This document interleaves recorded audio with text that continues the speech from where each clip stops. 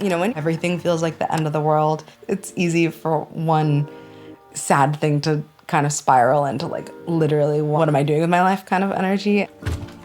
I have this analogy in my head that you can't put clothes directly from the dirty hamper into the dryer. You have to like wash them first into like a whirlwind of water and soap and chaos, and it's like the same thing with emotions sometimes.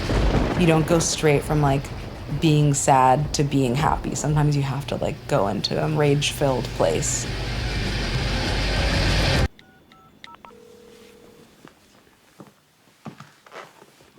If you or someone you know is struggling with mental health challenges, emotional distress, substance use, or just needs someone to talk to, reach out to the 988 Lifeline to be connected to a caring and skilled counselor.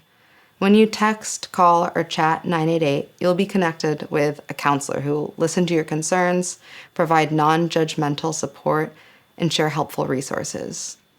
Help is available 24/7 to anyone, anytime. You're not alone.